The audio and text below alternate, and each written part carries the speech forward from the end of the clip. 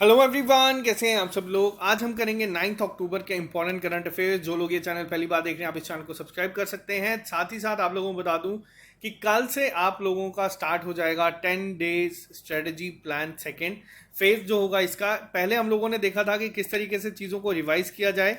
इस बार हम लोग काम करेंगे कि किस तरीके से चीज़ों को हम लोग टारगेट सेट करेंगे और नेगेटिव मार्किंग को अवॉइड करेंगे। काम इस बार हम लोग करेंगे अपनी एक्यूरेसी को इम्प्रूव करने के लिए। और टारगेट ये है कि आप कहीं से भी अगर टेस्ट अटेम्प्ट करते हैं, मॉक टेस्ट देते हैं, कुछ भी करते हैं, आप लोगों को 90+% एक्यूरेसी पे काम करना है। अगर मान लीजिए हमारे एमसीक्यू सेशन आप अटेम्प्ट करते हैं, वहां पे भी आप लोग अब गेस वर्क जो है वो नहीं करेंगे। अगर नहीं आंसर पता तो रैंडमली ABCD कमेंट बॉक्स में नहीं लिखेंगे। अगर आप लोग ऑली बोर्ड के सेक्शनल टेस्ट देते हैं, वहां पे भी आप लोग सिर्फ वही अटेम्प्ट करेंगे जिनके आंसर आपको 100% कंफर्म हो। और नेक्स्ट 10 डेज स्ट्रेटेजी में हम लोग बात करेंगे कि जो गेस वर्क करना होता है पेपर में क्वेश्चन को अटेम्प्ट करने के लिए, वो किस तरीके से अटेम्प्ट किया जाए, और कोशिश की जाएगी जो आप लोग अटेम्प्ट करते हैं चीज़ों को वो किस तरीके से बढ़ाया जाए। तो ये नेक्स्ट 10 डेज पे है, लेकिन अभी सही टाइम है कि हम लोग टारगेट सेट करें अपनी एक्यूरेसी के ऊपर, और जो नेगेटिव मार्किंग हम लोगों की होती है उसको किस तरीके से अवॉइड करें। तो ये आप लोगों का एक मेन टारगेट है। एक प्रॉपर वीडियो मैंने यहाँ पे ले आई है, आप लोग चाहें तो वो देख सकते हैं। बात करते हैं यहाँ पे अब आज के करंट अफेयर के ऊपर। तो सबसे पहली बात करते हैं यहाँ पे आज का सबसे पहला करंट अफेयर जो आपके सामने है। अभी हाल ही में नेशनल टाइगर कंजर्वेशन अथॉरिटी ने डिक्लेयर करा है कि जो तैमूर पिंगाला वाइल्ड लाइफ सेंचुरी है और जो गुरु घासीदास नेशनल पार्क है, इन्हें फोर्थ टाइगर रिजर्व बना दिया जाएगा। किस स्टेट का? अब यहाँ पे क्वेश्चन आपसे इस तरीके से नहीं पूछा जाएगा। एग्जाम में क्वेश्चन आपको आता है स्टैटिक जीके की फॉर्म में। आप लोगों ने देखा है कि आपका एग्जाम में पूछा जाता है नेशनल पार्क्स के ऊपर, वाइल्ड लाइफ सेंचुरी के ऊपर। तो ये जो क्वेश्चंस हैं वो इसी तरीके से पूछे जाते हैं। आप लोगों को याद रखना है, एग्जाम में पूछा जाएगा गुरु घासीदास नेशनल पार्क कहाँ पे है, या तैमूर पिंगाला वाइल्ड लाइफ सेंचुरी कहाँ पे है। तो ये है आपका छत्तीसगढ़ में। पहला पॉइंट। अब इसी के साथ ये क्या बनाया गया है, 4 टाइगर रिजर्व। इससे पहले 3 टाइगर रिजर्व हैं, आपको तीनों के नाम भी याद रखने हैं। एग्जाम में ये चीजें इस तरीके से आती हैं। अब वो 3 के नाम क्या है, पहला मैं आपको बता देता हूँ। एक का नाम था यहाँ पे उदांती सीता नदी टाइगर रिजर्व, दूसरा है यहाँ पे इंद्रावती टाइगर रिजर्व, और तीसरा है यहाँ पे अमर कंटक, या जिसे अचान कमर, ये दोनों नाम है। तो आपको बस अमर, इंदिरा, उदांती, ये तीनों याद रखने हैं। और साथ ही साथ तैमूर पिंगाला और गुरु घासीदास, ये जो हैं ये अभी वहाँ पे टाइगर रिजर्व्स हैं छत्तीसगढ़ में। छत्तीसगढ़ के सीएम है भूपेश पटेल जी, और साथ भूपेश बघेल जी यहाँ पे इस समय सीएम है। आपको इनका नाम याद रखना है, बहुत ही ज़्यादा इंपॉर्टेंट है। अब यहाँ पे एक और चीज़ है, अभी हाल ही में राजस्थान में भी एक टाइगर रिजर्व को मान्यता दी गई थी।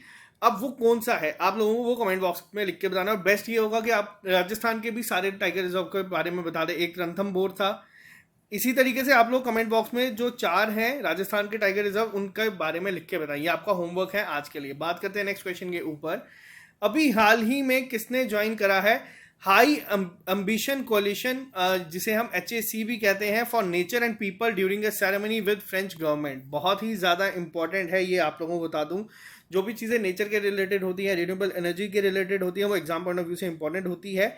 किसने अभी हाल ही में ज्वाइन किया है? तो ये ज्वाइन किया गया है इंडिया के द्वारा, इसीलिए क्वेश्चन आज का इंपॉर्टेंट है, आप लोगों को याद रखना है। इंडिया ने ज्वाइन किया है हाई एम्बिशन कोलिशन को, यानी कि HAC को, जिसके तहत नेचर और पीपल को जो है फॉर नेचर एंड पीपल एक सेरेमनी थी, फ्रेंच गवर्नमेंट ने होस्ट करी थी। तो ये भी याद रखना। अब यहाँ पे एक और चीज़ पूछी जाती है, किस मिनिस्ट्री ने यहाँ पे किया है? तो ये आपको मिनिस्ट्री, तो यहाँ से आप गेस भी कर सकते हैं, ministry of environment, forest and climate change, इन्होंने किया है। मिनिस्टर कौन है? भूपेंद्र यादव जी। भूपेंद्र यादव जी इस समय मिनिस्टर हैं यहाँ पे। और अगर आपसे मिनिस्टर ऑफ स्टेट पूछा जाए तो वो हैं अश्विनी कुमार। भूपेंद्र यादव की कॉन्स्टिट्यूंसी कहाँ है? ये है राजस्थान में, राज्यसभा मेंबर है। और अश्विनी कुमार की कहाँ पे है? तो ये है बक्सर में। बक्सर कहाँ पे है? तो वो है बिहार में। याद रखिएगा, बहुत इंपॉर्टेंट है। बात करते हैं क्वेश्चन नंबर 3 के ऊपर। मिलिट्री एक्सरसाइज पे जितने भी क्वेश्चन अभी तक बने हैं सब इंपॉर्टेंट है। मैं एक वीडियो लेके आऊँगा जिसमें सारी की सारी मिलिट्री एक्सरसाइजेस को डिस्कस करूँगा आपके एग्जाम से ठीक 1 हफ्ता पहले, क्योंकि एक क्वेश्चन तो 100% यहाँ से पूछा जाएगा।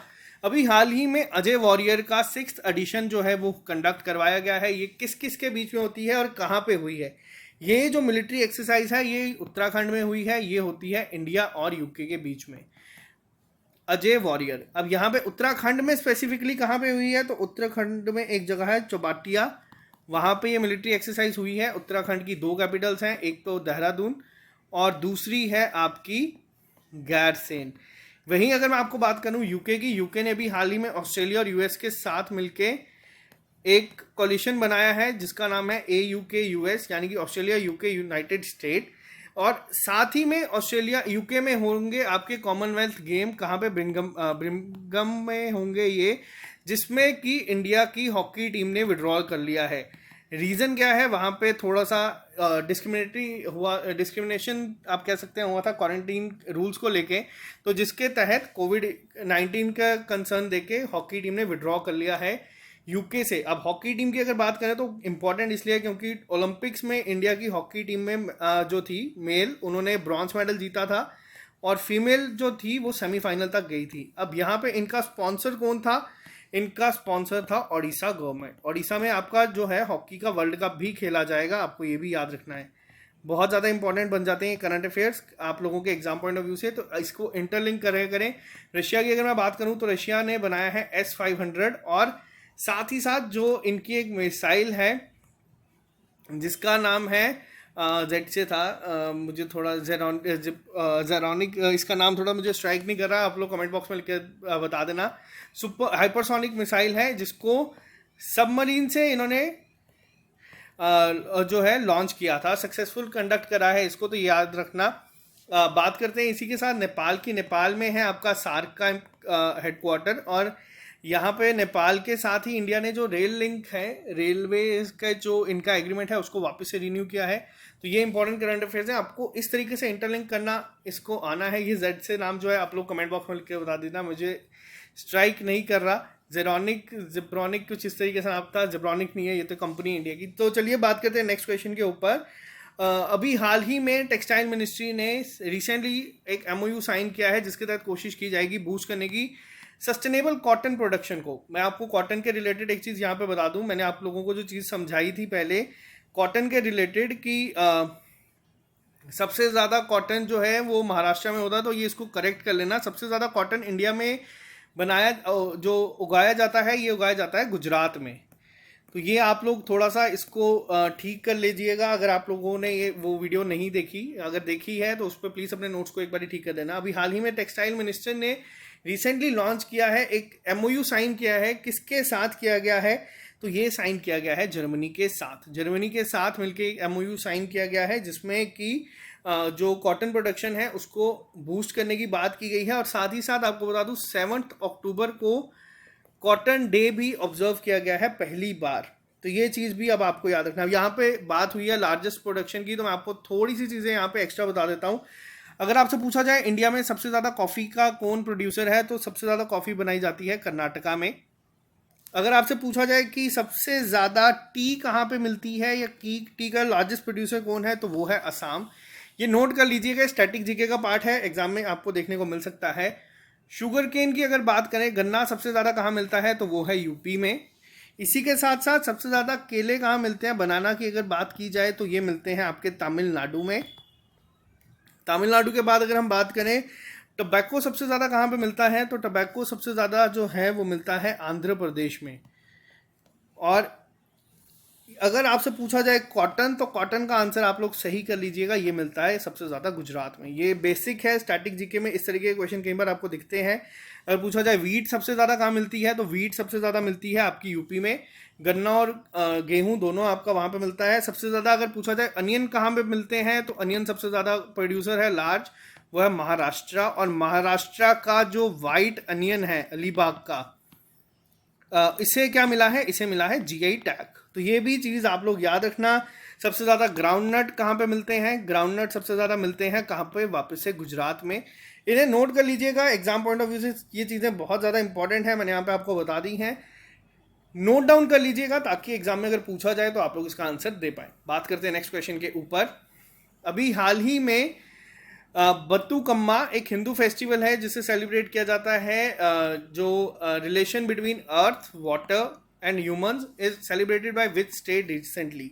तो ये जो बतुकम्मा फेस्टिवल है, कौन सी स्टेट इसे सेलिब्रेट करता है, तो ये किया जाता है तेलंगाना में। मोस्ट इंपॉर्टेंट क्वेश्चन है। रीज़न क्या है एग्जाम में, एक तो आपका मिलिट्री एक्सरसाइज पे क्वेश्चन, और अगर मैं बात करूं आप लोगों के साथ जो फेस्टिवल्स थे ये हमें देखने को मिले थे, जो आपका कश्मीरी माइग्रेंट का पेपर हुआ था, जो हेल्थ एंड मेडिकल डिपार्टमेंट का हुआ था, वहाँ पे भी।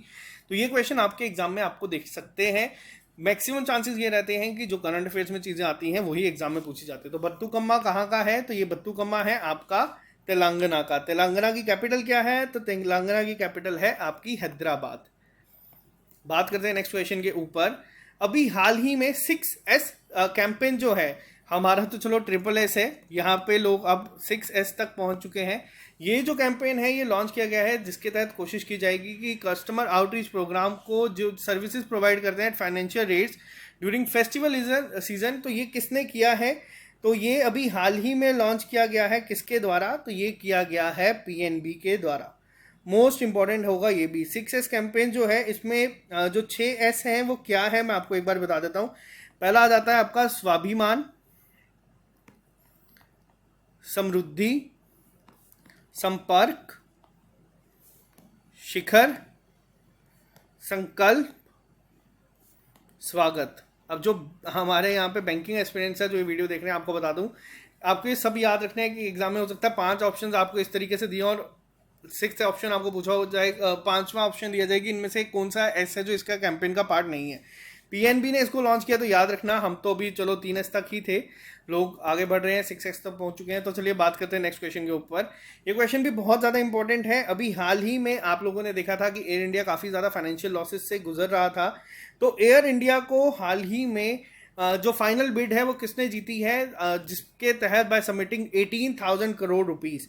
तो ये जो एग्रीमेंट है या ये जो जीती है बिड, ये जीती है टाटा सन्स ने।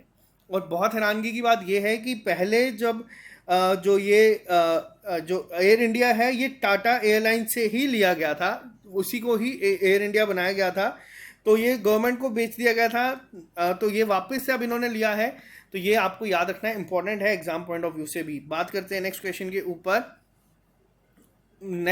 नोबेल प्राइज पे जो क्वेश्चंस पूछे जाएंगे, मैंने आपको स्टार्टिंग में ही जब से ये आ रहे हैं मैंने आपको बताया कि ये एग्जामिनर का फेवरेट क्वेश्चन है। आपको ना ही सिर्फ याद रखना है 2021 के कौन है, आपको याद रखना है 2020 के कौन थे, आपको ये भी याद रखना है कि किसको किस फील्ड में मिला है और किस चीज़ के लिए मिला है। तो इसके लिए एक प्रॉपर वीडियो में लेके आऊँगा, सिर्फ जो नोबेल प्राइज पे ही होगी। ये क्वेश्चन आपको स्ट्राइक कर जाएंगे। मैं 2020 के भी डिस्कस करूंगा, 2021 के भी करूंगा।